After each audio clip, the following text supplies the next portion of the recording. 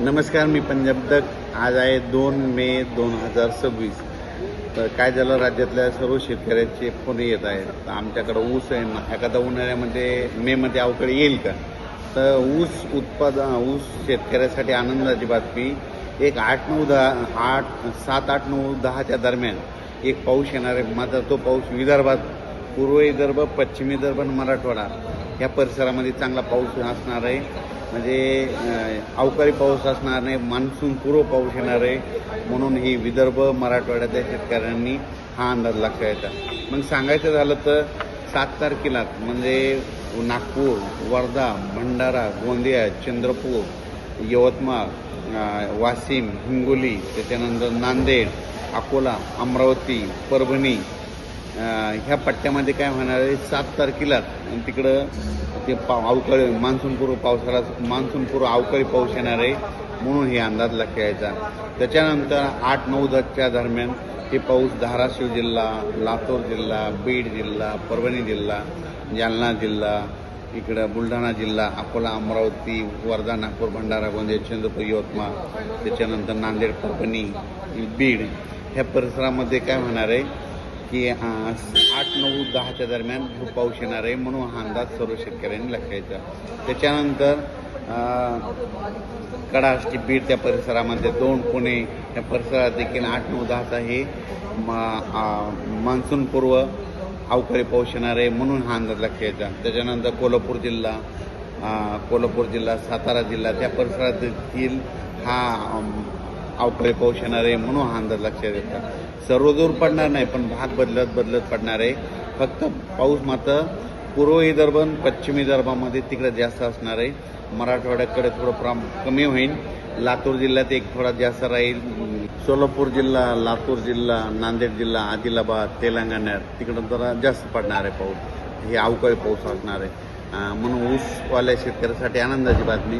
त्याच्यानंतर शेतकऱ्याचे फोन येत आहेत. तर सर्व शेतकऱ्याला सांगू इच्छितो की आता कंप्लीट 35 दिवस पावसासाठी राहिलेत. म्हणून तुम्ही शेतीची कामे करून घ्या. जवळपास माझा तर अंदाज आहे 12 मे ते 17 मेच्या दरम्यान अंदमान बेटावर मान्सून दस्तक देणार आहे. म्हणून ही सर्वप्रथम शेतकऱ्यासाठी आनंदाची बातमी. आत्तापर्यंत दरवर्षी कसं असतं, कधी 19 मे, 20 मे, 21 मेला अंदमान बेटावर मान्सून दाखल होतं आणि तसं वातावरण तयार होतं आहे.